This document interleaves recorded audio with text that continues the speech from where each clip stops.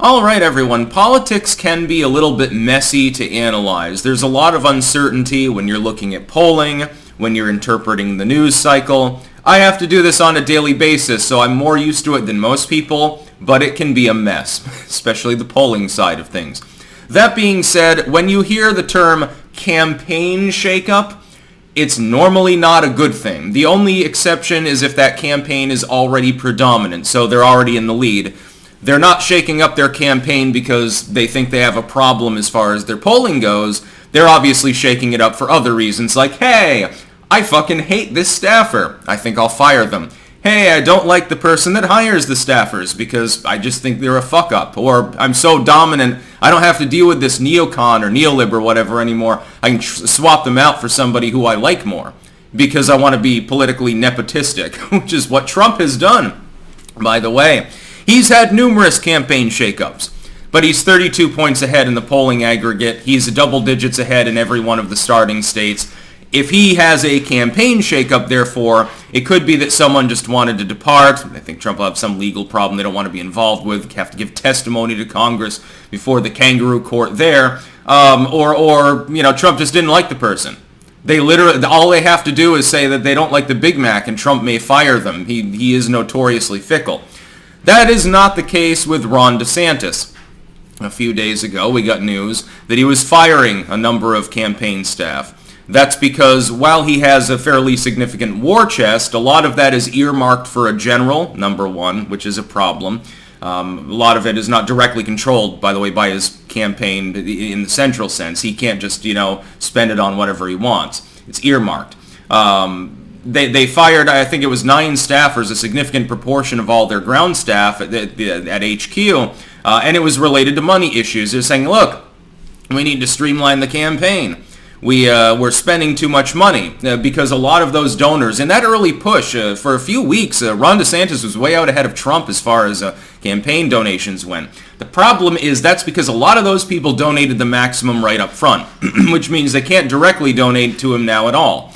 They can donate to DeSantis bullshit pack if they want to, but that's more indirect. It's not the campaign itself. If you look weak on paper, and you fall well behind your opponent, as DeSantis already has in fundraising totals, he was, again, briefly ahead.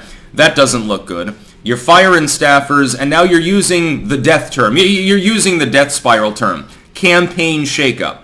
Well, maybe my chief staffer has to go, because they are the one that decided to hire all of those extra people that wasted hundreds of thousands of dollars that we no longer have access to, for absolutely no reason, and it didn't help us in the polls. Actually, we've lost 10 points in the aggregate. Again, single polls don't mean jack shit. Only aggregates do. I use RCP. There are others out there if you want cherry-picked polling. Well, when Ron DeSantis is now apparently fiddling around with the idea of firing Genera Peck, which is, again, his chief staffer, that's not good. When you're not in first place, campaign shakeup is usually indicative that you have a fucking problem. If we look at the polls, and we look at this recent news with regards to the staffers being fired, I think that Team DeSantis is effectively done. I don't know that he'll even manage to cling to second place. The thing about DeSantis, one of the reasons why he rose up so high, for a while in the aggregate, he was only 10 points behind Trump. That's viability. You have every chance in the world to be able to make up a 10-point gap, especially early on in the game. Months and months later, that gap has grown to 32 points. The reason, though, is because there are people, many cases, they don't dislike Trump. They like the concept of MAGA. They like the concept of populism. They have several problems. Number one, some of them believe Trump is too old.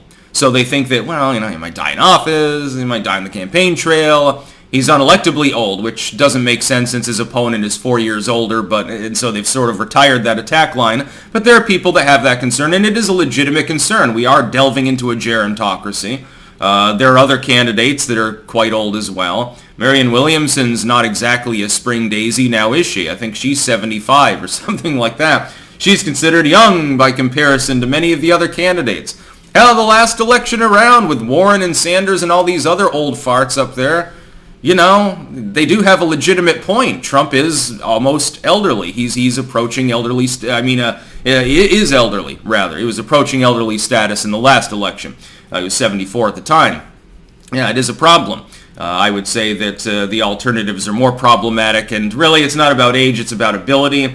It's just that age and ability tend to correlate. With Biden, we see this. With Donald Trump, relatively less. His mind seems to be intact, even if he sometimes goes on a rant, becomes a bit incoherent, but at least he's speaking in full sentences. And he can walk upstairs without falling down 3 times in a row. It's a great advantage when you're a candidate. Ron DeSantis' campaign, though, despite spending a legendary amount of money, having that fundraising boost, has faltered. His rise was predicated on the concept that he was simply the heir apparent able to challenge Donald Trump if you did like Donald Trump's policies, but you didn't like Donald Trump. Age was the big thing that's cited by people. Another thing, well, he lost before, so he can't ever win again. I would say he's the only one in the field that has won a presidential election, so I don't personally get that logic, but if you want to believe that, that's perfectly fine. Despite this, and then there are TDS sufferers. A lot of them flock to DeSantis just because they figured, I just don't want Trump. They just have TDS. They don't care who the nominee is as long as it's not Donald. The problem is that when Donald Trump got indicted, and thus proved to people, indeed, I am the real deal. He's going on 3 indictments now. I speculate that'll happen soon. I am the real deal. I'm just like you. I'm being fucked by the government. You're fucked as far as inflation and taxes and stuff like that, and now they're screwing me. I'm a multi-billionaire former president. If they can do it to me, they can do it to you. I am your retribution. It's a pretty good selling point, by the way. That particular slogan is damaging to anyone else within the field. But then DeSantis failed to capitalize upon that rise. And then Donald got indicted, and so DeSantis slipped back down the field. And for a time there, he was at risk of being supplanted potentially by Mike Pence, although that risk is gone. Ron DeSantis is actually breathing a sigh of relief right now over the not my concern comments by Mike Pence. Trust me, he's very, very happy about that. It prolongs his political career a little more. Vivek Ramaswamy, I would say, assuming that he can capitalize upon his relative victory at the Iowa event with Tucker Carlson, could supplant Ron DeSantis. He needs more money, basically, and more exposure.